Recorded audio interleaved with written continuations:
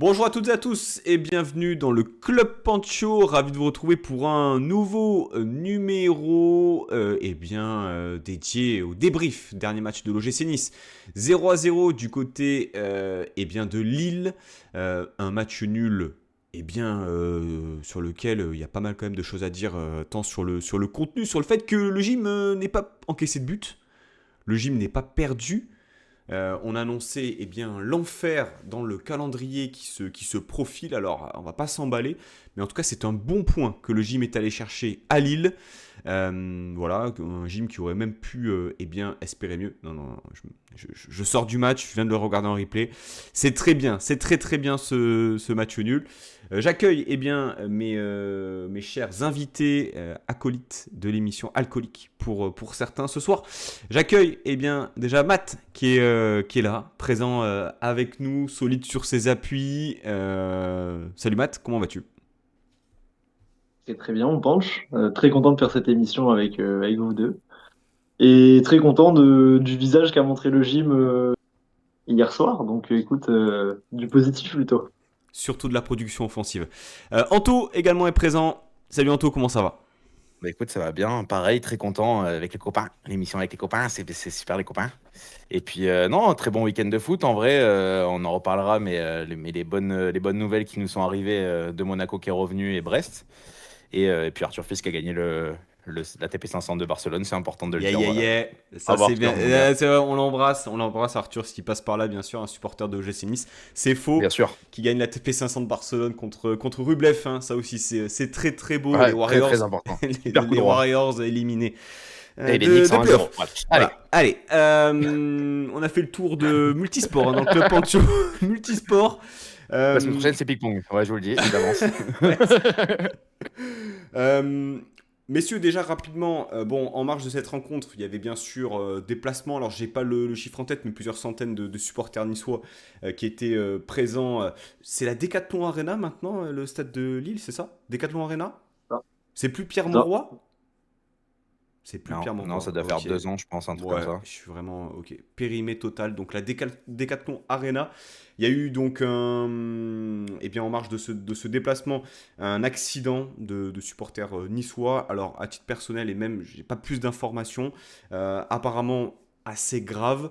Des supporters blessés dans le J9. Donc on leur adresse bien sûr euh, des ondes positives, un prompt rétablissement à eux, à elles, et puis on l'espère bien sûr les voir prochainement pour les prochains déplacements, et notamment le week-end prochain, et même la semaine prochaine, que dis-je, à Strasbourg en Coupe de France. On y viendra dans un second temps dans l'émission.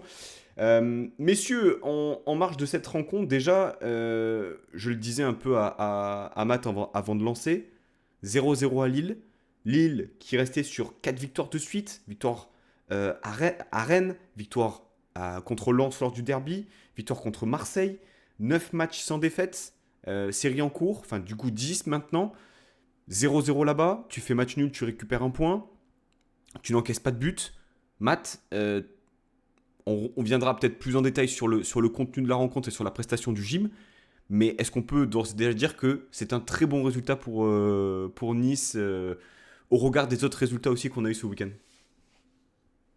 Ouais, ouais, franchement, super résultat. On nous promettait l'enfer avec le calendrier, notamment parce que on affronte des gros du championnat, des équipes bien classées. Et Lille faisait partie de ces équipes parmi les plus en forme. Et j'avoue que je pense qu'on n'en menait pas large. On raretait les optimistes avant le coup d'envoi. Et écoute, force est de constater qu'on a réussi à obtenir un résultat ô combien positif, vu ce qu'ont fait les concurrents à la course au maintien. Anto, ce match aussi, il était marqué par de nombreux absents. Alors j'ai noté 20 août, Boudaoui qui était suspendu, Sanson suspendu, Dante, Youssouf, entre autres. On y viendra, mais tu alignes un double pivot, Salis Abdoul Samed, Tanguy Ndombele, des joueurs qui étaient à court de rythme, hein. On reviendra peut-être plus en détail sur leur performance, mais en plus de ça, ça a ajouté une dimension aussi absent, très important.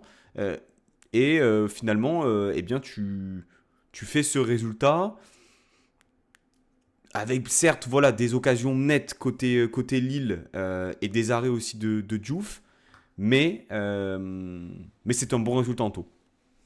Ah, carrément, carrément. Bah, je pense qu'on a eu tous la même réaction quand on s'est réveillé avec une gueule de bois sans boire d'alcool, ce qui est quand même fort en se disant que notre double pivot c'était Salis et Tanguy. Finalement, bah, ça a plutôt bien tenu et comme tu as dit, on en reviendra. Mais oui, c'est un super résultat. C'est vrai qu'on aurait pu espérer un petit peu mieux, faire un petit hold-up. Au final, bon, bah, c'est quand même un bon point de prix dans le Nord. Puis surtout, je pense que ce qui est important aussi, c'est qu'on a des bons signaux pour les 4 matchs qui arrivent en championnat, plus le match de Coupe de France. Mais on va parler plus championnat pour l'instant. Il y a des très bons signaux et ça, depuis 2 matchs, j'en avais parlé aussi la semaine dernière après le match contre le Hack. Et c'est des signaux qui se sont vus aussi sur ce match avec des joueurs aussi qui n'étaient pas là la semaine dernière et qui ont été là. Donc ça fait plaisir et on peut être un peu plus optimiste qu'il y a une dizaine de jours, je pense.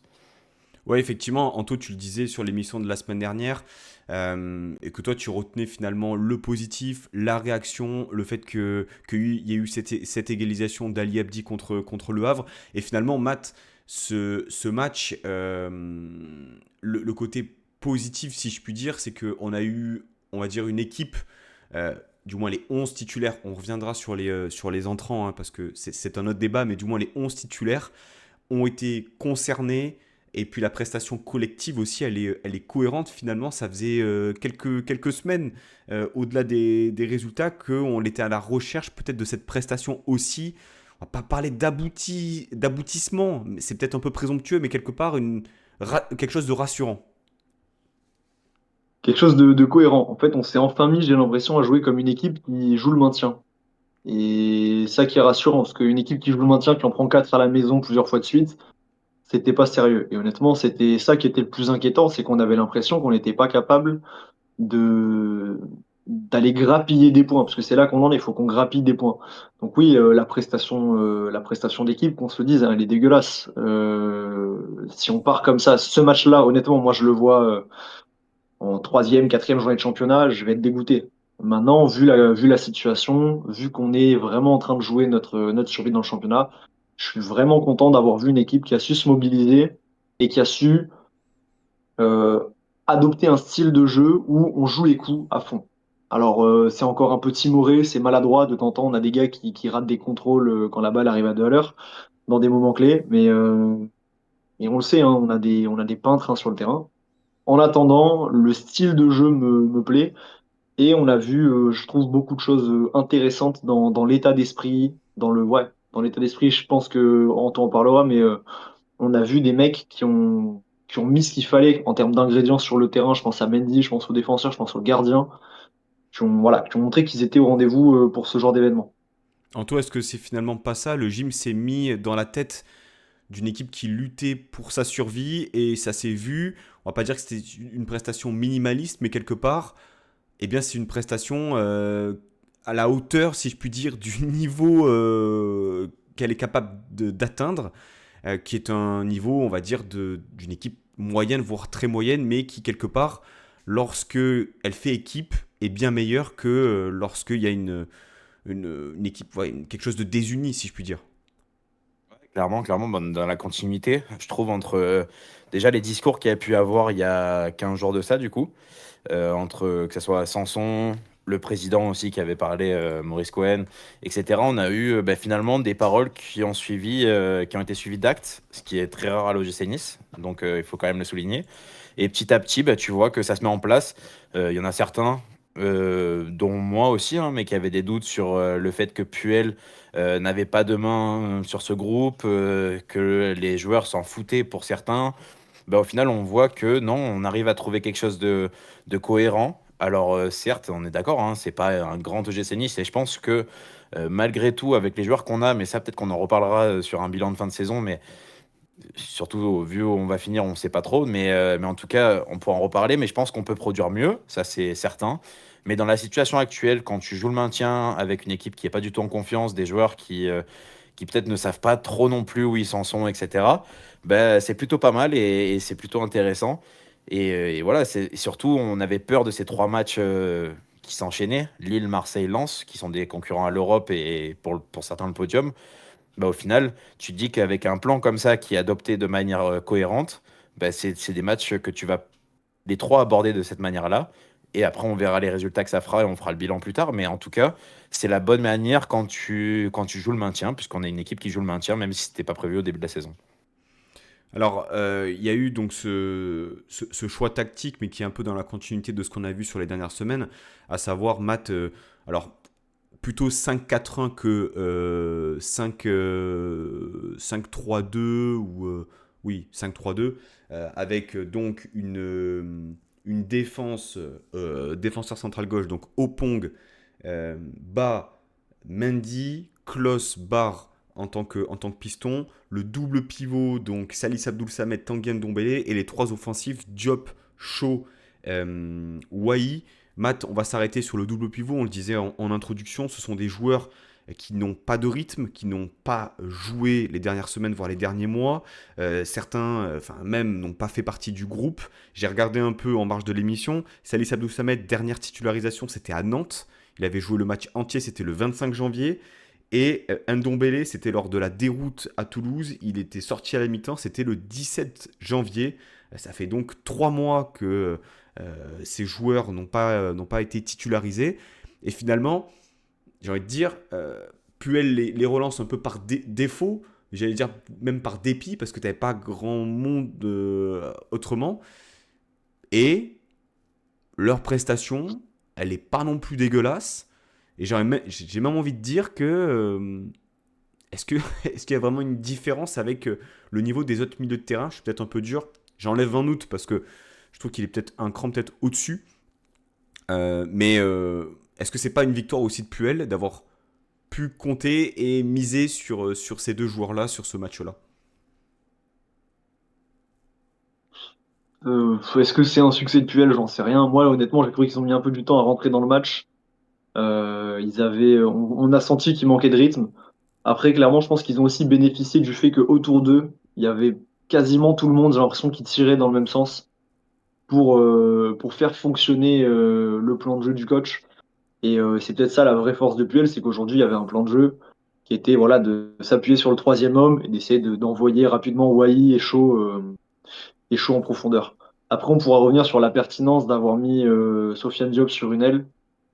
Alors il est assez libre dans son placement, on sait, mais c'est pas là que je le préfère. Après, c'est clair qu'il va falloir emmener un peu de danger sur le côté gauche du terrain parce que c'est pas avec Melvin Barr qu'on va pouvoir bousculer les blocs adverses. Mais en tout cas, ouais, le plan de jeu et l'organisation étaient OK. Et finalement, Abdul Samed et Ndombele, c'est limite ce qui m'inquiète dans ce que tu dis, c'est qu'ils font aussi bien que les autres milieux de terrain. C'est dire la pauvreté du niveau de cette équipe. Les mecs, ils n'ont pas joué depuis 3 mois, ils s'entraînent pas. Ça a beau être des mecs qui ont de l'expérience, peut-être même parmi les mecs qui ont le plus d'expérience dans cet effectif. C'est pas normal qu'on ait réussi, qu'on n'ait pas vraiment vu la différence au milieu de terrain. Euh, Après, est-ce que c'est un succès, est-ce que c'est pas un succès? Honnêtement, vu ce qu'on a vu footballistiquement, j'ai pas envie de parler de succès quant à la prestation de ces joueurs. Ils ont pu faire du bien par moment dans leur registre de jeu, mais c'est vilain ce qu'on a vu quand même. Moi, honnêtement, footballistiquement, on a vu. C'était vilain. Moi, je trouve que c'était vilain. On a enfin remis au mec, au troisième joueur, remis en troisième, mais ça aurait dû être fait depuis le mois de septembre. Donc, honnêtement, je te sens sceptique, mon show. Vas-y. Ben, en fait, je déclinerai d'une part la production offensive et d'autre part ce qu'on a vu sur le terrain. La production offensive, elle a été extrêmement pauvre et on n'a pas su jouer les coups à fond et on n'a pas su bien les jouer. Voilà, ça c'est une Ouais, après, évidence. On se c'est quand tu procure. me dis Ndombele. Non, Quand non, tu me mais ce dis que je veux dire par Ndombele, là, je c'est pense que, aussi alors, c'est que lié ou son offensive. pas aux présences de Salis et Ndombele, mais en tout cas, moi j'ai trouvé des circuits de passe. Par exemple, le but de Wai, il fait suite à une conservation de balle de plusieurs secondes. Il y a eu ces séquences-là où on a mis le pied sur le ballon. Alors, lorsqu'on regarde les stats, je crois que c'est du 62-38, ça se termine en possession, mais quelque part, il y a eu des séquences où on a su garder le ballon, où on a su être, on va dire, en maîtrise, et voilà, j'ai trouvé les trois défenseurs centraux, Oui, on on a cassé le on pressing. a cassé le pressing, On et a su puis casser le il pressing y a eu une et forme on a su casser de... le pressing et envoyer Wai et Shaw ou même les pistons dans les espaces. Et c'est pour ça qu'on dit qu'on a vu un plan de jeu cohérent. Après, parler d'une victoire, d'avoir aligné Samed et Ndombele pour faire ça, pour moi, c'est plutôt une défaite de ne pas avoir réussi à faire ça avec Boudaoui, Sanson, Vanout et compagnie. C'est En, surtout ça qui est inquiétant. Anto, ton Parce qu'on ressenti? n'a rien vu de spectaculaire hein, footballistiquement. Ouais, moi je suis d'accord, mais justement, en fait, c'est ça que. Alors, comme j'ai pu le mettre sur X, en fait, pour moi, ils font un bon match, mais c- pour moi, ils sont pas au niveau des trois autres, malgré tout. En fait, je trouve que tu peux pas dire ça. De mon point de vue, tu peux pas dire ça. C'est-à-dire qu'en fait, on leur a rien demandé, donc c'est trop facile. C'est-à-dire que en vrai, Salih Abdou Salmed, quand on a commencé le match, je me suis dit, ok, c'est un match pour lui. C'est-à-dire que lui, on va lui demander de faire le chien de partout, et on peut dire tout ce qu'on veut sur Salih Abdou Salmed, mais par contre, au niveau de l'état d'esprit d'essayer de gratter des ballons, etc., il a toujours été irréprochable. Le problème, c'est quand il essaye de faire une passe. Ça, c'est un peu plus compliqué. Mais là, on lui demandait même pas de faire de passe, donc c'est vachement plus simple. Pour Tanguy, bon, ben, lui, c'est un autre registre. On sait que voilà, il y a deux, trois fois où il nous a permis de sortir du pressing par sa technique, il ne perdra jamais. Par contre, après, physiquement, on voit que il est complètement à la rue et ça, c'est dommage parce que si on retrouve un Tanguy Ndombele, on le sait que de toute façon, il met à l'amende tout le monde. Mais une semaine après avoir vu le match de Boudaoui contre le Havre, moi, je peux pas dire que les deux sont au niveau de Boudaoui. Sanson. Je suis d'accord que c'est pas incroyable Sanson et Van Hout c'est Salih Abdou Samed mais en mieux en fait. Donc bon globalement pour moi ils sont pas au niveau et je pense que dès la semaine prochaine on les reverra pas au Vélodrome. Ou en tout cas ils seront sur le banc et peut-être qu'ils rentreront pendant 20 minutes parce qu'ils ont gagné leur place sur le banc, ça c'est pas un problème. Mais en tout cas je trouve que leur match il était plus ou moins facile puisque ils n'étaient pas du tout dans le plan de jeu offensif et ils étaient beaucoup dans le fait de d'aller gratter les ballons, d'aller casser les lignes de passe et dans ce registre-là même un mec aussi court physiquement que Tanguy Ndombele, il l'a fait, il a tout donné. Et ça, on peut que dire que bravo Puel, parce que c'est quelque chose qu'on avait peu vu depuis le début de la saison chez Tanguy Ndombele. Et ça dit bon, plus dans son registre, donc c'est mieux. Mais voilà, donc après, quoi qu'il arrive, est-ce que c'est une victoire? Il n'avait pas trop le choix, quoi. Djibril Koulibaly, à la limite, qui est rentré en fin de match et qui montre quand même des choses intéressantes. Je pense que voilà, à l'avenir, et notamment la saison prochaine, on devrait plus le voir, que ce soit en Ligue 1 ou en Ligue 2, mais en tout cas, j'imagine qu'on le verra. Mais voilà, donc il n'avait pas trop le choix. On verra la semaine prochaine si ça influe sur des choix au Vélodrome. Moi, je pense pas. Un petit point juste stats sur Salis. Comme quoi les stats te permettent aussi d'orienter un peu ton point de vue sur la performance. Duel gagné sur le terrain, il a 1 sur 7, 14%. Il fait 4 fautes. Il est à 4 récupérations. Il subit 2 dribbles. Donc c'est vrai que, bon, par rapport au pourcentage de duels gagnés, c'est pas dingue. Je donne simplement ceux pour Tanguy. Un duel sur deux gagné, il était moins dans le duel. 41 ballons touchés, voilà, 93% de passes réussies, 84 minutes jouées pour Tanguy. Bon, c'était une performance correcte, du moins qu'on n'attendait pas au vu du fait qu'il n'avait pas joué depuis un certain temps. Voilà, Matt, est-ce que tu veux rajouter quelque chose par rapport à ça?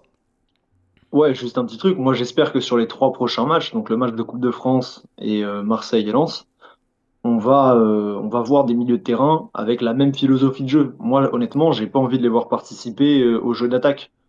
Pour moi, là, aujourd'hui, les attaques de l'OGC Nice, elles doivent se faire à 3, éventuellement 4.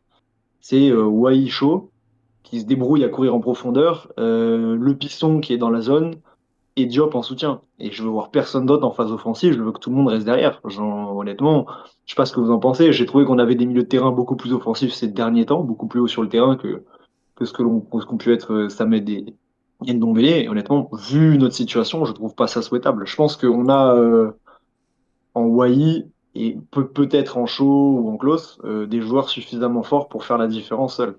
Et j'ai pas du tout envie de voir, tu vois, avec potentiellement le retour des blessés ou des suspendus, une équipe se découvrir et aller plus de l'avant. Donc j'espère que par contre, c'est un plan de jeu qu'on va voir être réitéré malgré le changement des hommes. Bah, moi, si je peux me permettre, je suis assez d'accord avec toi. Et pour moi, ce qui nous a fait vraiment du mal aussi dans la production offensive collective, c'est le match des pistons. C'est-à-dire que dans ton plan de jeu et dans le fait de rechercher la largeur, Barr et Klose ont une importance vraiment prépondérante, si bien que Shaw et Diop sont vraiment axes. Alors Diop, même si c'est sur un côté, je suis assez d'accord sur le fait qu'on préfère le voir dans l'axe, mais quelque part, Barr, la production offensive, elle est très très pauvre. Klose, je trouve, on y viendra peut-être un peu plus tard, pas dingue aussi. Et je viens de voir une chose, je ne m'étais pas fait la réflexion devant le match, Ali Abdi n'a pas joué. Ali Abdi n'a pas joué. Alors que, Bah, comme nous, on en parlait avec Matt, du coup, pendant le match, on s'envoyait des messages. Et Ali Abdi, bah, c'est typiquement le joueur qu'on aurait voulu voir rentrer. en cours Mais, de match, quoi, apporter un peu de... Un mais, peu de... oui, mais pour nuancer, le problème, c'est qu'Ali Abdi, il est fort probable qu'il nous donne les 3 points sur ce match. Parce que on le sait, à un moment, au lieu de Thiago Pangoub, en référence à Guy, par exemple, qui rentre aussi, lui, bah, il sera allé en pétard devant et peut-être il te fait les 3 points, ou peut-être qu'il te fait une grosse bourde derrière et il te coûte un point qui est quand même important en fin de championnat. Donc peut-être que c'est ça aussi qui a fait que, mais bien sûr que moi j'aurais bien aimé voir Abdi parce qu'en plus il mérite, je trouve que sur son dernier match il avait été bon quoi. Et sur ce que disait Matt, Anto, sur le plan de jeu, les hommes. Bah, moi, je suis pas super d'accord avec ça, très honnêtement. Alors, je ne leur demande pas à nos milieux de terrain d'être dans la surface adverse, loin de là. Mais en fait, je pense que déjà, pour nuancer ce que j'ai pu lire, etc., je pense que Shaw et Diop, par exemple, ont fait un match correct. C'était un match très très difficile pour eux, Wai inclus. C'est très difficile pour les offensifs de briller dans ce genre de match. Et en fait, l'avantage, si aux deux mains, tu as par exemple Van Noot et Boudaoui, c'est qu'ils seront capables de faire cette première peut-être différence, en tout cas de pouvoir aider à la relance, alors que là, ben, notre chemin de passe, c'était clairement nos 3 défenseurs centraux, voire les pistons de temps en temps, et tu vas chercher les deux parce que tu n'as pas de solution au milieu. Et ça c'est très handicapant. Donc je pense que, par exemple, avec un Boudaoui qui est comme contre le Havre avec la tête à l'endroit et qui a envie, qui va défendre, qui va gratter ses ballons, etc., comme il sait faire, mais en plus la projection vers l'avant et de pouvoir délivrer une bonne passe pour un ou l'autre qui, au lieu de faire l'effort de venir chercher le ballon et de après éliminer un mec pour pouvoir trouver Wai, etc., ben, ils vont juste avoir à faire l'effort de pouvoir trouver un espace, peut-être en ouvrir d'autres pour Wai, ça sera peut-être un peu plus offensivement. Et pour finir, ouais, les Pistons, c'était cataclysmique parce que on parle de Barre. Aujourd'hui, la production offensive, elle a été pourrie à Nice aussi. C'est que tu as Klose qui rate 18 centres dans le match, parce qu'en vrai, il a beaucoup d'opportunités Mm. où sa dernière passe, elle aurait pu mettre en valeur quelqu'un. Elles ont toutes été ratées dans ce match. C'était un peu mieux pour les deux défensivement, faut quand même le dire, même si c'est un peu plus simple parce que tu es en bloc bas. Mais c'était un peu mieux défensivement. Mais par contre, offensivement, ça a été calamiteux les deux. Et c'est ça aussi qui a fait qu'on a été aussi peu en valeur offensivement, malgré plein d'autres choses. Mais en tout cas, ben, si Jonathan Klaus, ses centres étaient un peu mieux, parce qu'en plus, on le sait qu'il est capable de le faire. Melvin Barr, on sait qu'il est nul, donc enfin en centre. Mais Klaus, on sait qu'il est capable de le faire. Et là, il n'y en a eu aucun qui a été bon, aucun bon choix. Donc ça, c'est un peu dommage et ça te limite aussi dans le fait d'avoir des occasions. Matt, Je vous ai inspiré là, les gars, ça fait plaisir, hein. Matt, micro ouvert, moi je te lance, hein, t'as pas besoin de... Mais honnêtement, moi, juste pour conclure, sur un match de, alors je reviendrai sur les Pistons, je leur mettrai leur balle aussi, mais juste sur un match de Coupe de France, moi prendre aucun risque, ça me dérange pas, sachant qu'il y a les pénaux à la fin et qu'on part carrément pas favori à la méno. Pour moi, ça me va de jouer petite bite et de faire juste la différence par la course avec Shaw et Wai. Mais tes joueurs, Anto, tes joueurs, libre à toi. Mais moi, honnêtement, je pense pas que c'est la philosophie que j'aimerais voir privilégier à l'OGC Nice. Concernant les latéraux, ouais, ça a été une catastrophe offensive. Ils n'ont pas mis un pied devant l'autre dans les 30 mètres adverses. Et il y a plein de fois où il y a des approximations et ça n'a pas été les seuls, hein. Mais on sent que tout le monde est un peu pris par l'événement, j'ai l'impression. Et qu'il va falloir, ouais, qu'au bout d'un moment, quelqu'un sorte du bois et rassure un peu tout le monde, fasse le bon geste au bon moment. C'est peut-être ce qui a manqué, j'ai l'impression, dans l'équipe ce week-end, c'est de temps en temps un gars qui fait cette action-là offensivement. Défensivement, je l'ai vu ce gars et j'en parlerai plus tard dans mes tops, mais offensivement, je l'ai pas vu ce mec qui prend le jeu à son compte et qui rassure tout le monde, comme a pu le faire Klose par moment et comme a pu le faire Diop aussi plus tôt dans la saison. Et je pense que c'est surtout ça qui nous a coûté contre une très bonne équipe du championnat de Ligue 1. Le gros point positif, et tu l'as sous-entendu, Matt, c'est le match défensif, on va dire, de cette équipe, symbolisé par eh bien, 4 hommes, hein, Mendy, Ba, Opong, Diouf. Euh, Moi, je les ai trouvés tous les 4 très bons, hein. Diouf, auteur de plusieurs arrêts, qui a été rassurant et qui s'est du moins positionné, j'ai envie de dire. Alors, peut-être pas comme le leader qu'on attend, hein, mais en tout cas, un type de leader dont on a besoin dans ce genre de situation. Euh, Anto, tu sous-entends qu'à la 30e journée, l'OGC Nice a trouvé son gardien titulaire? bah, pourquoi cette question? Donc là, on a plus de... La concurrence est terminée, Géry. À 4 journées de la fin, c'est bon. La concurrence entre Dupé et Diouf est enfin terminée. C'est pas ce que j'ai dit. Ça n'a Ok, jamais donc pour toi, il existé. y a toujours de la concurrence entre les deux. Ça n'a Bah, jamais existé. Moi, j'ai l'impression quand même que Diouf a... C'est bon, a fermé le débat en fait, hier soir. je vais te dire, j'ai pas compris cette gestion. J'ai pas compris la Bah, il était gestion. nul. J'ai pas compris le fait que Dupé continue alors que Diouf était revenu. J'ai pas compris le timing aussi où Diouf revient. Alors c'est après Lorient, je crois, après la qualification. J'ai trouvé ça un peu opaque. Alors sans doute que Puel avait fait voilà, le nécessaire avec les deux hommes, etc. Mais en tout cas, de l'extérieur, je sais pas ce que vous en avez pensé, cette gestion était quand même assez bizarre. Maintenant, est-ce qu'il a refermé définitivement la concurrence? On va pas non plus être dans la culture de l'instant. La saison globale de Diouf, elle est pas non plus... on saute pas au plafond, quoi. Tu vois ce que je veux dire? Par contre, hier soir, il a, je trouve, été performant. Enfin, la sortie qu'il fait à une main, la Brice Samba, là, en deuxième mi-temps, Mm. c'est la marque d'un gardien qui est en confiance. Voilà. En début de saison, je ne suis pas sûr que Yevan Diouf aurait fait ce geste-là, qui est un geste difficile et ô combien risqué, parce qu'il peut se planter. Il fait cet arrêt fantastique sur Perrault sur la première occasion de la première mi-temps. Donc il y a eu des actions vraiment, je trouve, Diouf vraiment de grande classe. Maintenant, euh, il te permet aussi d'avoir un point à Lille. Donc là, pour le coup, voilà, ce sont des choses qui comptent. Maintenant, est-ce que la concurrence, elle est close? Je ne sais pas. Qui va jouer déjà mercredi soir? On ne sait pas. Eh, parce que là, c'est Dela- la Delakovski. la dynamique, la dynamique, elle est inversée. Diouf qui jouait la coupe, finalement qui se retrouve titulaire. Est-ce que Dupé va démarrer à Strasbourg? Je sais pas, messieurs. Est-ce que vous savez, vous? Non, absolument Ah pas. bah J'espère que ce sera voilà. Diouf, Ah bah si on va voilà. avoir une chance de passer, mais ça, c'est autre chose. Mais non, mais le débat, de toute façon, il a jamais eu lieu. Diouf est un meilleur gardien que Dupé, et incontestablement. Et ceux qui disent l'inverse sont complètement débiles. Voilà, je le dis, je suis désolé, mais c'est une Ah ouais, vérité. mais oui, mais non. Tu peux C'est pas, pas grave, mais c'est pas grave. Bah, bah, tu peux pas dire ça. moi, non, mais moi, je le dis. C'est contre-productif. Non, non, non. Je l'ai dit, et je l'ai dit au premier match de Dupé, tu en es témoin puisque je suis dans ton émission. Tu le sais très bien. Mais Pour moi, Dupé il n'est faut que pas un tu bon respectes, gardien. il faut que tu respectes le fait qu'il y a des gens qui n'aiment pas du tout Non, Diouf oui, et non, qui préfèrent non, Dupé. c'est vrai, c'est vrai. J'ai abusé sur le truc. Mais en tout Eh cas, oui. pour moi, il n'y a pas de débat. Et déjà, je suis d'accord avec toi que peut-être que le Dupé des débuts de saison ne le fait pas ces arrêts-là. Ça, par contre, je l'entends. Diouf. Diouf, Diouf. pardon. Mais par contre, l'avantage en fait qu'il a, c'est que bah, hier soir, il a eu trois mecs devant lui où tu sais que tu peux compter sur eux. Et je pense que ça n'a pas été le cas toute la saison. Je pense que des fois, on a aligné des défenses, en tout cas, moins sûres d'elles entre eux, parce qu'ils se font confiance les trois, et ça, c'est important. Et les trois performent. Et en fait, à partir de ce moment-là aussi, je pense que c'est important pour un gardien de savoir que bah, ta première ligne qui est devant toi, bah, tu peux un minimum compter sur eux. Et je pense que ça te rassure et ça te met en confiance et ça te permet de faire les arrêts décisifs au bon moment.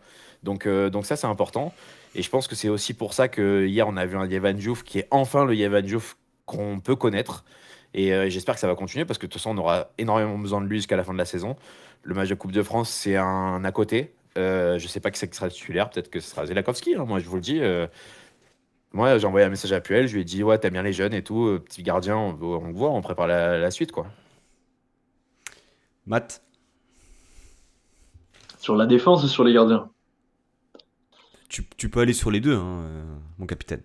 Non, sur les gardiens, je suis content d'enfin voir notre recrue, notre recrue, un peu notre première recrue du mercato, il me semble, Diouf. C'était le premier dossier qu'on a bouclé. Voilà, mi-avril, ça y est, le mec s'est enfin acclimaté, il a enfin pris la mesure du poste qui était le sien. Alors j'espère que ça va durer et que c'est pas juste un coup d'éclat. Euh, Toujours est-il que, comme l'a dit Anto, alors je sais pas ce qu'il sous-entendait par la ligne de 3 devant, peut-être que c'est l'absence d'une énorme touffe qui libère Je la n'ai vue absolument du rien dit. gardien, qui Voilà, je permet de tiens à le mieux dire. appréhender Non, non, non, Je te les jure. non, non, actions. mais quand Ah, même, je sais pas, je c'est n'ai, une je n'ai pas Je me cité de suis nom, je dit, n'ai pas je me cité. suis dit, non mais il y va tout droit, il y va tout droit. Non, non, Il est non, en train de c'était créer même, le chemin, de créer l'opportunité pour le placer, c'était sûr. ce n'était même pas que par rapport à lui. Il en fait partie, mais ce n'est même pas que par rapport à lui. C'était même par rapport au Non titulaire, mais parce moi que moi, j'irais je plus pense loin, est-ce que, qu'on n'aurait pas trouvé nos... Enfin, dans le schéma actuel, est-ce qu'on n'aurait pas trouvé notre défense? bah, dans ce sont dans tous les schémas, parce qu'on n'en a pas d'autres. Mais Ouais, oui, je mais veux en te tout dire, cas, mais même franchement, les trois là sont performants. C'est-à-dire que depuis quelques matchs, à part la blessure de Djoumaba, etc., bon, qui a suivi. Mais sinon, à part ça, Opong est performant, Mendy est ultra performant, on va y revenir, je pense, beaucoup plus. Et Ba est performant. Et en fait, ils sont performants en même temps et ils se comprennent. Et ils ont appris aussi à jouer ensemble. Et ça se voit, même visuellement, on n'a pas besoin de stats, etc. Moi, je ne suis pas trop tourné data. Mais même visuellement, ça se voit qu'ils se comprennent, ils se font confiance et ils jouent ensemble. Et ça, c'est important. Donc, c'est même pas que par rapport à Dante. J'ai dit que je faisais une trêve, je reprends ma trêve jusqu'à la fin de la saison. On en reparlera après. Mais c'est même pas que par rapport à lui, c'est plus général en fait. en fait, moi, je vais te dire, Anto, c'est quand même trois joueurs qui n'étaient pas du tout programmés pour, euh, pour être la charnière titulaire de l'équipe. On sait que les événements ont fait qu'ils ont accumulé du temps de jeu, chacun de leur côté, mais aussi ensemble, ou au moins deux à deux, puisqu'il y avait souvent soit Kojo et Ba, soit l'un des deux avec Mendy. Mais, euh, mais ouais, en fait, c'est juste la prise d'expérience. En début de saison, on les a vus faire beaucoup d'erreurs, beaucoup de conneries. C'est des gars, il y en a un qui débarque d'un championnat méga exotique. L'autre, il a une demi-saison à Lens dans les pattes et on pense que c'est une valeur sûre. Pas du tout. On sait que une charnière centrale, c'est des automatismes et c'est surtout de la confiance. Et je trouve qu'il y en a un parmi les trois qui donne du capital confiance à toute la défense. Vraiment, Mendy, son approche mentale des matchs, je sais pas ce qu'il a mangé ce mec là depuis le retour de la CAN, mais c'est fou. Il est revenu, je pense que lui, le titre, ça a débloqué un truc chez lui, peut-être l'aventure humaine qu'il a vécue, je sais pas. J'ai l'impression de voir un patron sur le terrain. J'ai l'impression de voir un mec, quand il va à l'intervention, des fois il dézone de sa zone pour aller jouer un duel. Il joue le duel, il y a pas un moment où on voit dans sa tête qu'il anticipe de peut-être perdre le duel. Il y va, il arrache tout, il gagne son duel, il se retourne vers les autres, il remobilise les troupes et au charbon. Et ça, je pense que ça donne beaucoup de confiance à Jumaba et à Kojo qui savent qu'ils ont un mec qui a leur dos en fait. Tout le match, il y a un mec qui a leur dos. Et donc ils peuvent eux aussi jouer peut-être un peu plus libérés. Et ouais, je pense que c'est collectif. Et écoute, ça tombe au meilleur moment, qu'il y a enfin un peu d'osmose dans la défense. J'espère que ça va durer et que c'est pas juste des derniers matchs et qu'on s'emballe. Parce que on va quand même se frotter à des attaques un peu sérieuses avec des joueurs individuels très sérieux. Donc, écoute, on a hâte de voir ce qu'ils vont pouvoir donner sur les prochaines échéances. Mais du coup, Matt, même Pancho, je te pose la question, tu vois. Mais c'est vrai que quand tu parles comme ça, etc., moi j'ai l'impression, on est quand même un club depuis des années, on aime bien donner le brassard de capitaine à nos défenseurs notamment. Et c'est vrai qu'un défenseur qui manque de la hargne, qui est là, tu vois, pendant les moments difficiles du club, qui est un enfant du club, parce que c'est important, l'identité niçoise et tout ça. Voilà, l'année prochaine, c'est vrai que bah, ça va se libérer un petit peu cette place-là. Donc, est-ce que on pourrait le voir et se dire, bah, ça peut être notre pilier défensif, même si il a des défauts, on le sait, mais en tout cas notre pilier défensif et un mec qui, quoi qu'il arrive dans la mentalité, on sait qu'il sera là. Je sais pas si vous le voyez, vous, dans un futur plus ou moins proche, avec un brassard de capitaine. Là, à l'heure actuelle, on s'en fout du capitanat de l'année prochaine, je pense. Par contre, que ce soit ton pilier défensif, ça l'est déjà à l'heure actuelle. Je regarde un peu les matchs de Ouais. Antoine Mendy et je rejoins complètement ce que dit Matt là-dessus. Je pense que le retour de la CAN lui a fait énormément de bien. Il y a eu aussi ce match de Coupe de France où il marque contre Montpellier, où c'est son premier but, je crois, professionnel avec nous. Et pour moi, il y a aussi ce match à Lorient, en Coupe de France, où il se fait huer toute la rencontre. Et je le trouve excellent lors de ce match-là, parce qu'il est resté dans son match, il a été toujours dans son style, robuste, fort sur l'homme, dans le duel, et il a progressé balle au pied. Il a vraiment progressé balle au pied. Euh, et à défaut de voir des... alors, pour le brassard, juste pour terminer sur ta question, euh, jurisprudence Melvin Barr. Exactement. On a vu, on a vu le poids du brassard que ça pouvait, que ça pouvait avoir. Moi, j'ai pas spécialement envie de nommer Antoine Mendy capitaine et prendre ce risque-là. Par contre, effectivement, c'est dans le profil et dans les performances le type de capitaine que je veux avoir. Maintenant, un capitaine, c'est aussi, comment dire, c'est un peu un tolisso, tu vois ce que je veux dire? C'est un gars qui doit parler à l'arbitre, doit rentrer dans la tête de l'arbitre. Et ça, à Nice, on n'en a pas. On n'a pas. Sanson, c'est trop lisse. Tu le vois dans ce qu'il dit, c'est toujours trop lisse. Il faut qu'on ait un mec qui crie sur l'arbitre, entre guillemets. Hein. Au niveau lisse, je pense que t'aurais pu trouver mieux. Je dirais Non, pas non, mais je pense que. Là, je parlais Non, je rigole, vraiment, je rigole, petite vanne, je parlais petite vanne. vraiment milieu de terrain pour le coup, et parce que Sanson actuellement a repris le capitanat. Et juste sur Antoine Mendy, puisqu'on y vient, j'apporte une dimension statistique à la performance d'Antoine Mendy, Anto, que ça te plaise ou non. Il est sur 6 duels gagnés sur 7 négociés au total. 6 récupérations, une interception. Tac, tac, tac. Sur eh bien, les passes longues, par contre, il est à 1 sur 7. 34 sur 43 en passes réussies. Il y a 13 actions défensives. Il fait qu'une seule faute. Voilà. Et il subit 0 dribble. Moi, je vais te dire, pour les passes longues, je jette même pas la pierre. C'est que il faut tenter. Vu la situation du club aujourd'hui, Ah non, mais on est obligé de tenter ce genre de passe et il va falloir non, mais c'est que. surtout ça rejoint, je pense, l'idée de jeu qu'il y avait derrière, à savoir de piquer sur la moindre opportunité pour mettre Wai dans la profondeur. Ça a failli marcher plusieurs fois. Maintenant, finalement, derrière, qui est ton meilleur relanceur? C'est dur à dire. Opong a un bon pied, mais ouais, ça se Ça ressemble. viendra. Je pense que ça Ça se viendra ressemble. aussi. Les trois sont un peu au même niveau, j'ai envie de dire, hein, par rapport à ça. Tu sais pas trop exactement pourrait être le relanceur des trois, quoi. Voilà. Hop. Voilà. Pas plus, pas En tout plus, cas, pas moins. super le 6-7 en duel gagné. Voilà. Important. 6-7. Messieurs, on a parlé de la performance défensive de ces trois. Moi, j'aimerais quand même revenir rapidement sur celle de Djoumaba. Moi, je trouve qu'il fait quand même un vrai match aussi. Enfin, voilà, globalement les trois là-dessus. Que peut-on rajouter également Est-ce que c'est peut-être le moment de passer à vos top flops là finalement? Parce que là on l'a commencé sans vraiment l'annoncer. Matt, donc Mendy dans tes tops? Allez, vous savez quoi, je vais vous laisser les joueurs. Moi, je vais mettre en top un moment du match. Le moment du double potentiel penalty pour Lille. Je sais pas si vous l'avez. Oui. Duel aérien plus intervention. J'ai adoré ce moment parce qu'on gagne haut la main les deux duels. Ça souffre aucune contestation. Et vous savez que je suis quand même pas le gars le plus à l'aise avec le traitement de l'OGC Nice par la VAR. J'ai tendance, ça a tendance à me stresser. Voilà, quand je vois ce geste avec l'OGC Nice, j'ai tendance à pas être serein. J'ai vu le ralenti.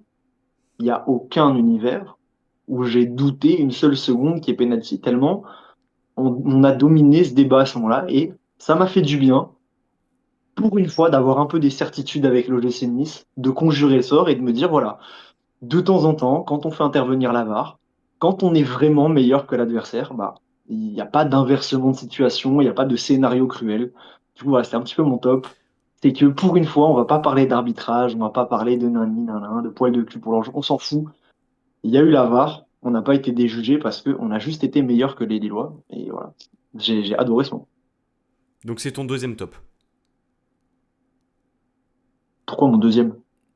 Bah après Mendy.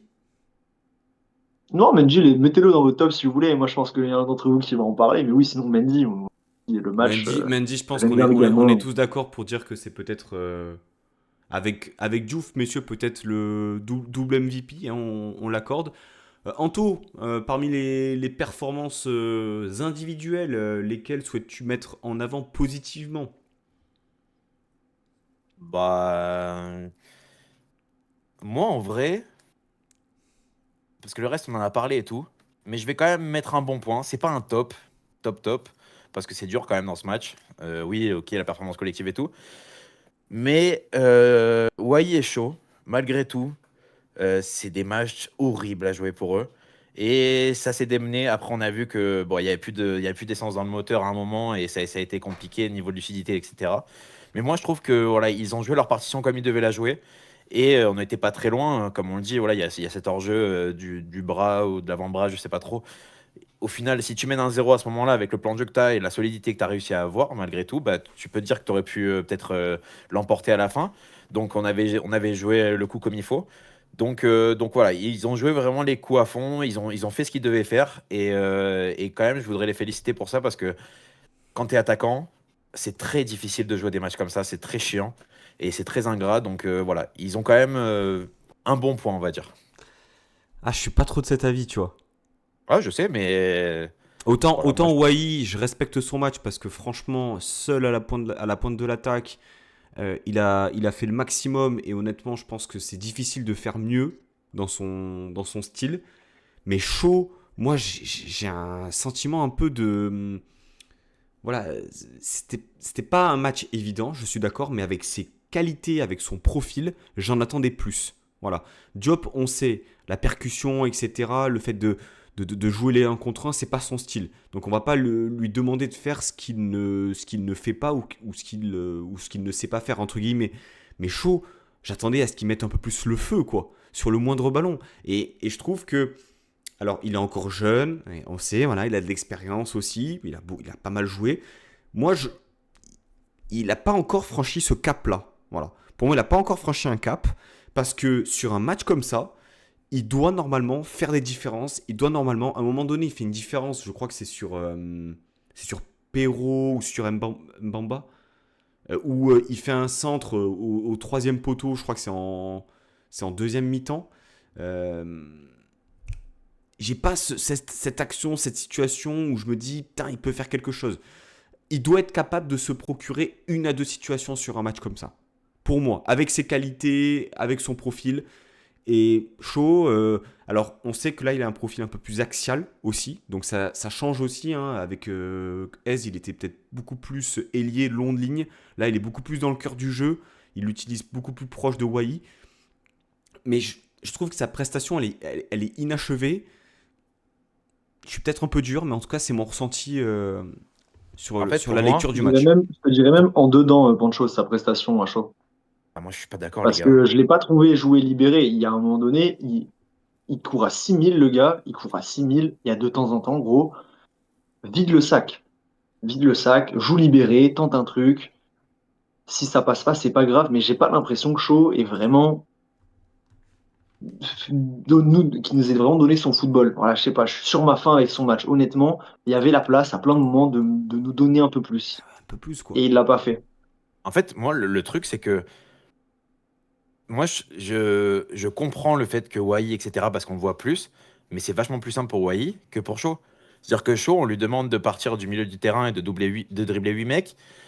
Et après, de donner le ballon à Wai parce que Wai, c'est son poste et il le fait super bien, il y a pas de problème. Mais Mais en fait, c'est juste pas la même chose, quoi. C'est-à-dire que justement, aujourd'hui, Anto, bah, il y a aucun bon c'est ballon qui justement pas arrive. ça. C'est Enfin, justement pas c'est ça. C'est que dur. moi, au bout d'un moment, j'aurais bien aimé voir Shaw, à un moment donné, insister à la limite du hors-jeu, envoyer des grands appels en profondeur et de proposer du football simple à ses coéquipiers.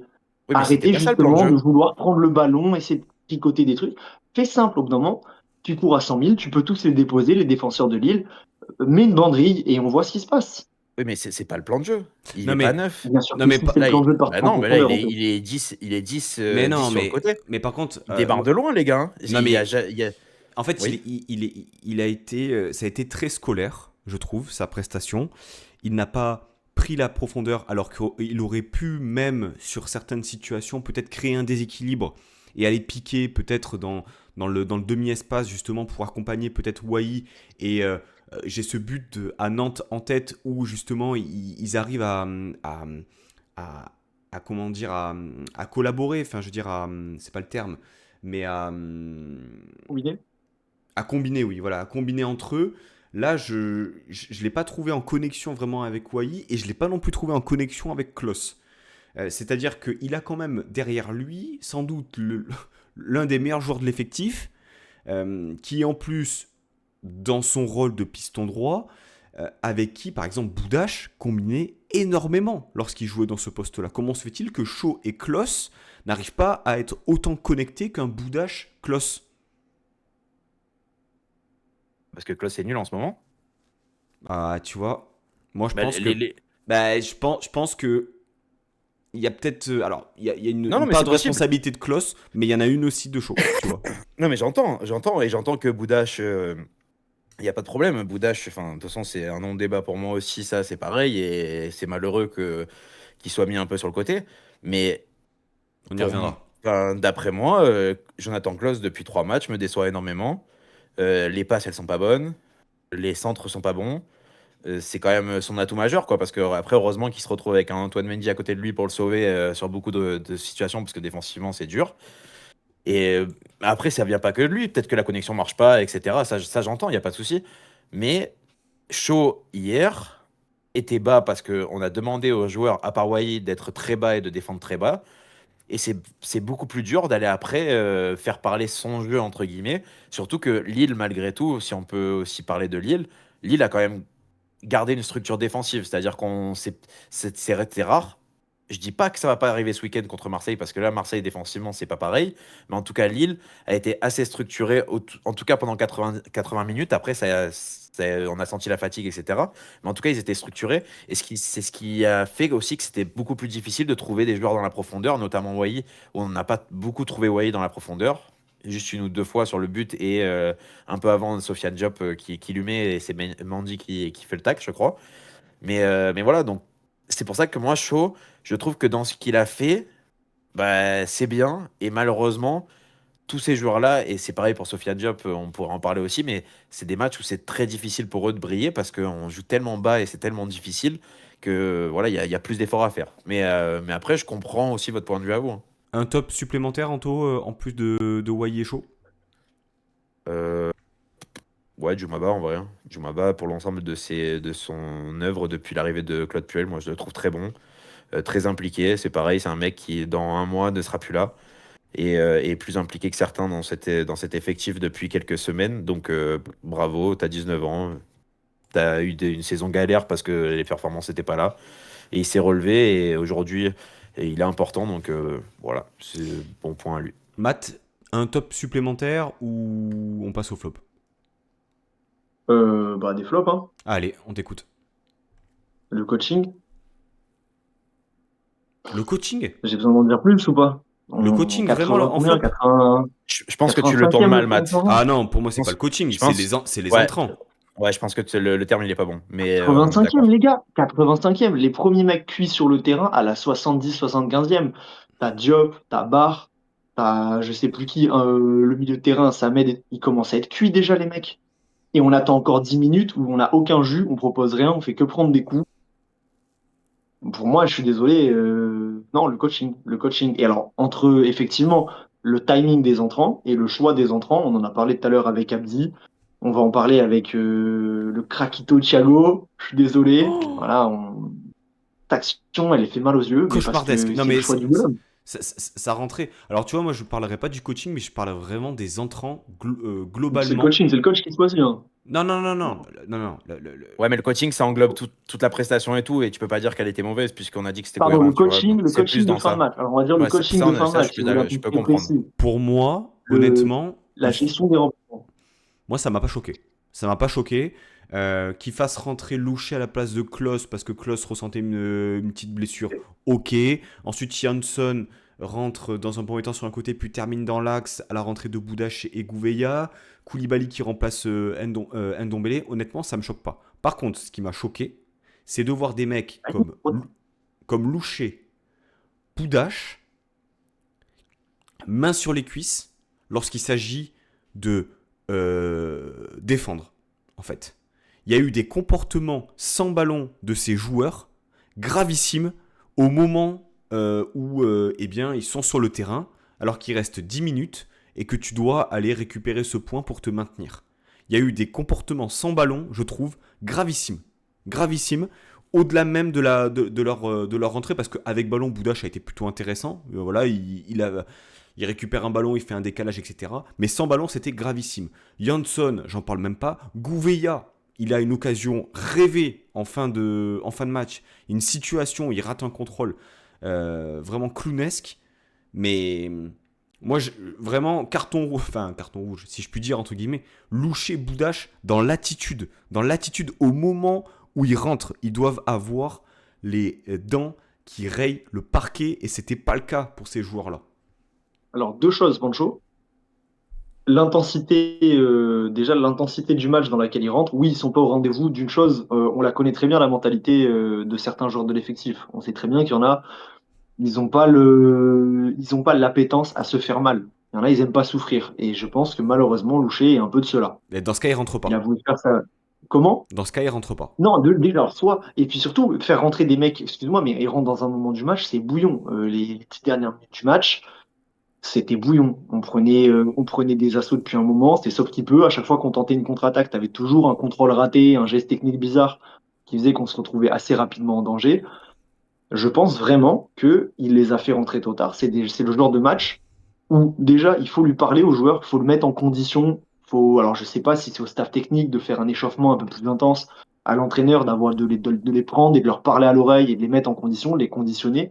Au bout d'un moment, tu fais aussi avec le matériel que tu as. Et quand les mecs qui sont sur le terrain sont cuits, c'est à toi de les remplacer par des mecs frais qui vont répondre aux attentes. Je pense que de faire rentrer certains mecs un peu plus tôt, déjà, ça leur aurait permis peut-être de se mettre dans le rythme du match. Peut-être on aurait pris un but aussi, je sais pas, je suis pas devin.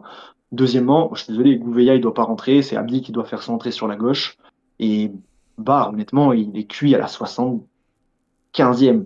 Et je suis gentil, hein. Franchement, il est cuit, il réussit plus un contrôle, il sautait récupérer les ballons, il était écarlate, le pauvre. Bref.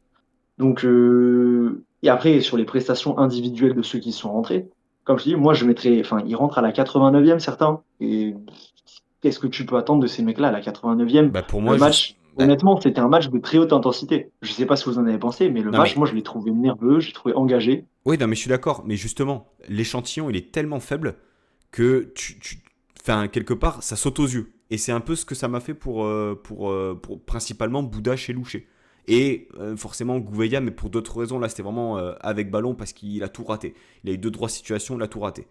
Mais du coup, moi je trouve ça, oui, grave. Ils sont pas conditionnés, ils n'ont pas été conditionnés à ce moment-là à rentrer à la guerre. Voilà, c'est la guerre. Tu récupères un point à Lille à ce moment-là, tu dois tout mettre. Voilà. Et Je suis d'accord avec toi qu'ils ont été nuls, hein. Je suis d'accord avec toi qu'ils ont été nuls. Moi, je te dis juste que Duel et son staff ont vraiment une part de responsabilité là-dedans.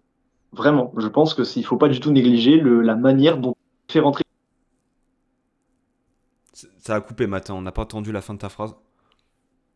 Pardon, je dis, Puel a sa responsabilité dans la manière dont il a fait rentrer ces joueurs-là dans le match.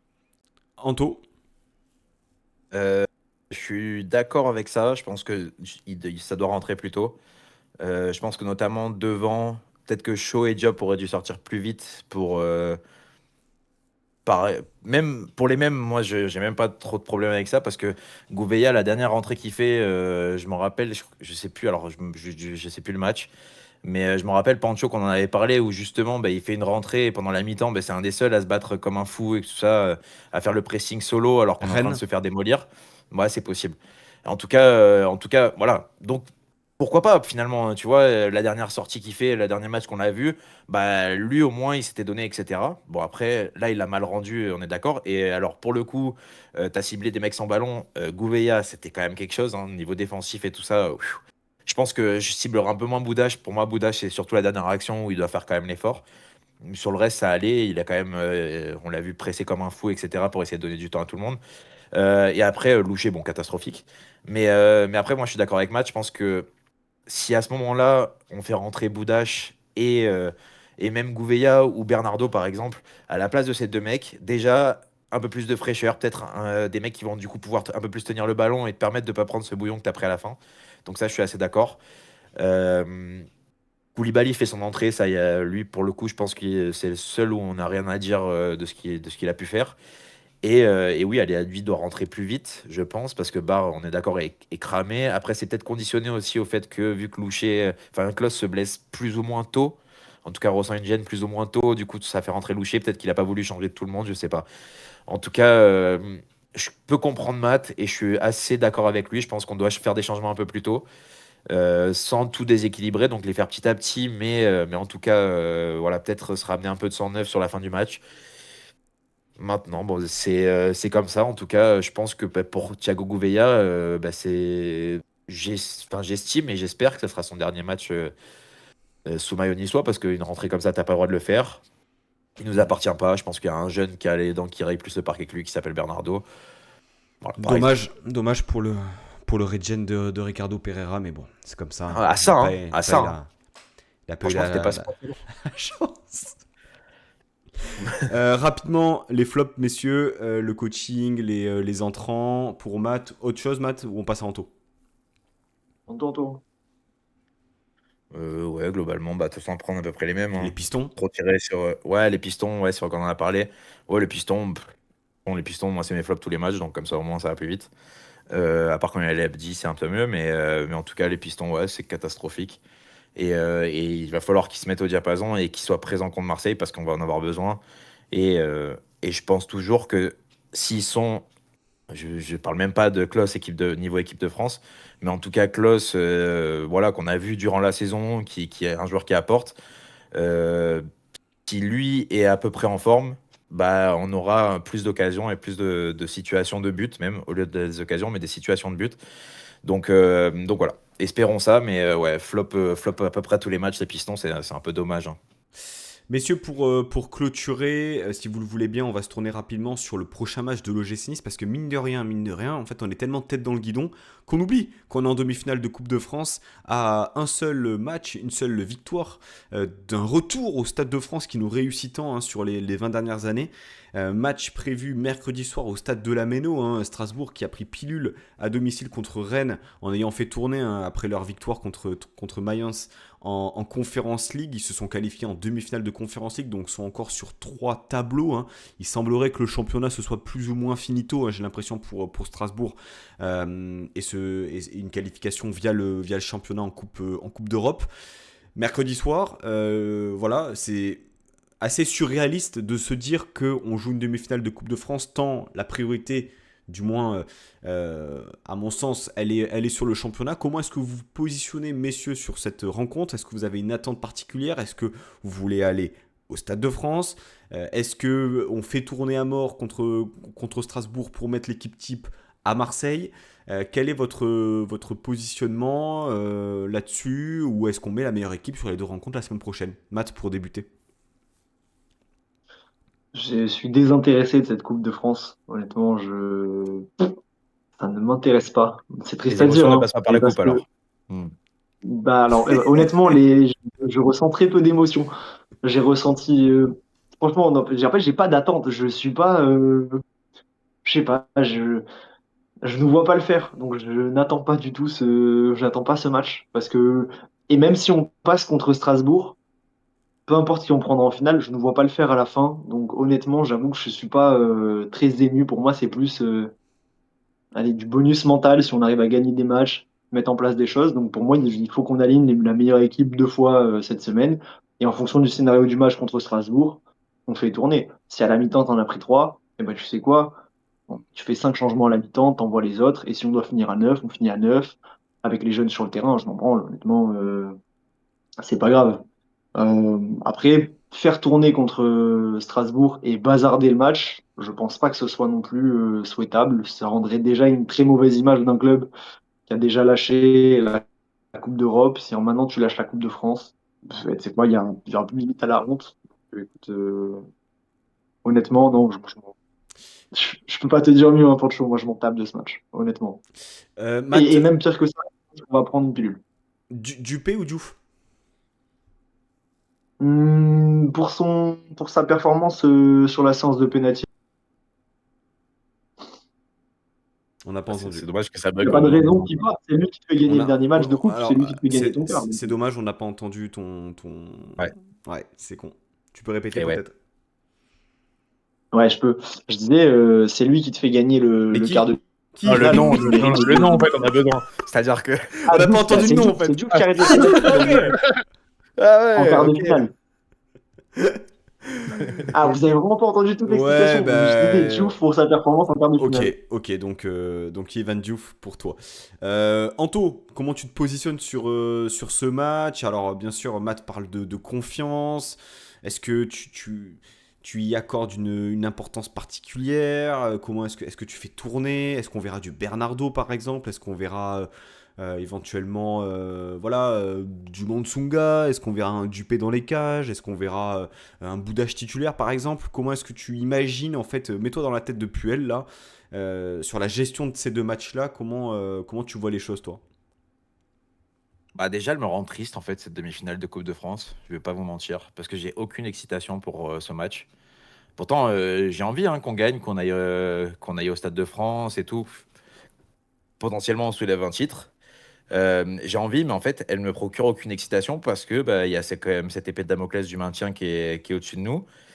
Et que je suis né le 12 mai 1997, donc soit 2 jours après la finale de Coupe de France, année où on est descendu en D2. J'ai envie de te dire, bon, voilà, les chemins se répètent, donc c'est compliqué. Donc ça, elle me rend triste. Maintenant, j'ai vraiment envie qu'on passe. Ça serait vraiment cool. Ça pourrait aussi donner, pour le coup, bah, du baume au cœur aux supporters, parce que je pense qu'on le mérite aussi, hein, après la saison qu'on vient de vivre, que ça soit sportif ou extra-sportif. Et après, sur le groupe, moi, personnellement, je ferais un peu tourner. Par exemple, ça n'arrivera pas, en fait, malheureusement, mais je pense que voilà, Boudache devrait commencer ce match. Que au milieu de terrain, Djibril Koulibaly devrait commencer ce match. Que Ali Abdi devrait, je pense, va commencer ce match même. Pour le coup, lui, je pense que c'est une des seules certitudes.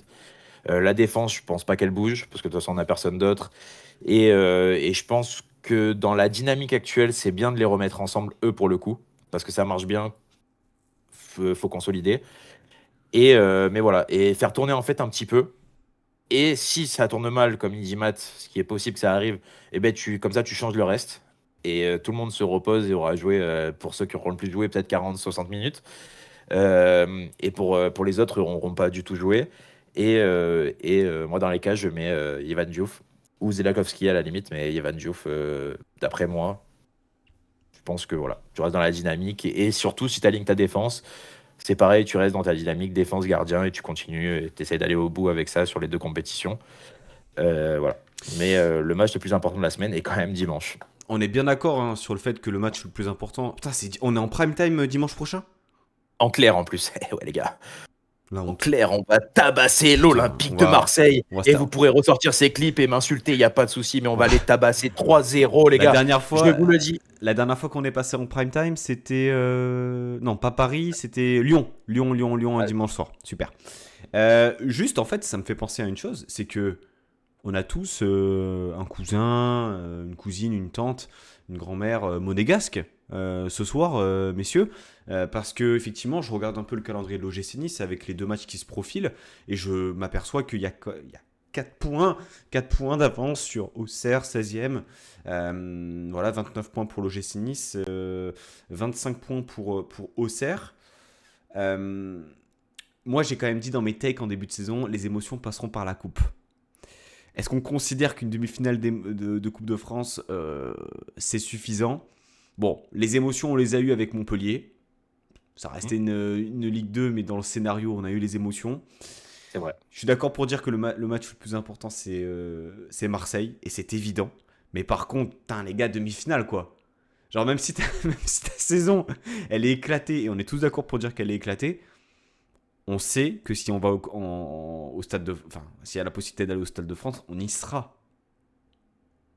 Pas Ah moi du coup, si, ah mais si, me fais pas non. Bah, tu vois, t'es un menteur. Parce que Non, si non, on mais y tu va, sais très bien, Ronto, on si en a on y déjà va, si parlé, on y non? va, tu... Mais par contre, honnêtement, si on va en finale, qu'on la gagne, mais il faut pas me montrer le replay de cette émission, j'aurais envie de mettre des gifles, je te garantis. Voilà, on est d'accord. Mais aujourd'hui, non, j'ai pas envie d'aller au stade et j'irai pas au Stade de France.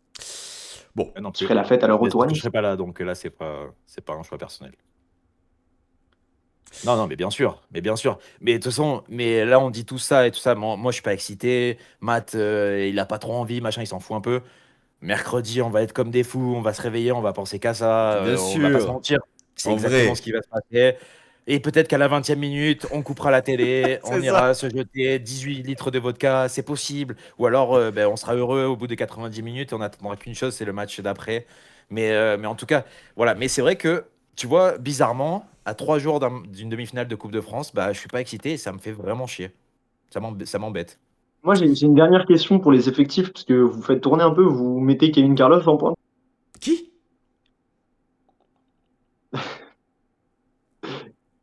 Co- Qui? T'as dit quoi? Excuse-moi, ça a coupé ton micro, tu peux répéter? Non, non, non, non, on a très bien entendu. Non, non, tu vas le faire, Ouais, flipper. moi, ouais, tu vois, oui, Pff, oui. pourquoi faire? En fait, c'est surtout ça, pourquoi faire? 65 minutes, 65 minutes. Boum, Non, en vrai, il a marqué des buts que en coupe de, en coupe. Puel, il va le Donc, mettre, il va le mettre titulaire, il va le sortir à la mi-temps, ça spécial. bah, il peut. Après, en vrai, Il fait si que ça, si le match il est c'est mort, il les terrible. laisse. C'est terrible. Kevin Carlos, oui, dans l'idée où tu mets de la rotation, tu veux faire souffler un peu Wai, je pense qu'il démarrera. Abdi démarrera, Boudage démarrera. J'aimerais bien voir un petit Bernardo aussi. La défense, je suis d'accord aussi dans la continuité de laisser les trois derrière. Bon, voilà, est-ce qu'on verra un Koulibaly? Je ne sais pas parce que quand même tu auras les retours de normalement de Sanson et Boudaoui qui seront plus suspendus. Enfin bon. On n'y sera pas, on se retrouvera sans doute en milieu de semaine prochaine, jeudi, hein, le lendemain du match, au plus tôt pour revenir sur cette demi-finale de Coupe de France qui verra peut-être l'OGC Nice aller au Stade de France après ce dramatique épisode de la Coupe de France 2022. Pourquoi pas revivre ça et rencontrer en finale soit Toulouse ou soit Lens. Qui sait. Bon, on verra Entre, ça. quand même, surtout s'il y a défaite, ça serait bien Kegui. Voilà, moi je dis ça comme ça. C'est vrai qu'on l'a plus trop revu. Il avait fait une petite apparition de télé. Voilà, bon, ça a pris la grosse tête. On l'a plus trop vu. La coupe, c'est quand même Guy. Et c'est vrai que ça serait bien si jamais il y a une élimination, même si ça passe en vrai, mais Kegui. Voilà, je dis ça comme ça, moi, hein. Voilà. Donc Guy, si tu regardes l'émission, sors de ta tanière et puis viens dans le club Pancho. Ouais, de ouf. Messieurs, merci à vous. Comme prévu, Matt, hein, on a fait moins d'une heure puisque l'émission a fait 1h06. Merci à tous les deux en tout cas d'avoir été présents. N'hésitez pas à vous abonner, à liker la vidéo si vous êtes sur YouTube, à mettre des étoiles, à mettre toutes sortes de notes sur les plateformes de podcast. Et puis nous on se retrouve très bientôt pour une nouvelle émission. Ce sera une émission débrief de la demi-finale. Il y aura peut-être un petit avant-match aussi avant Marseille parce que on a quand même une personne ici présente qui a annoncé qu'on se maintiendrait avant ce match-là. Et honnêtement, si ça passe, c'est incroyable. La bise, les gars. Bayeta et Sanissa. Ciao, ciao.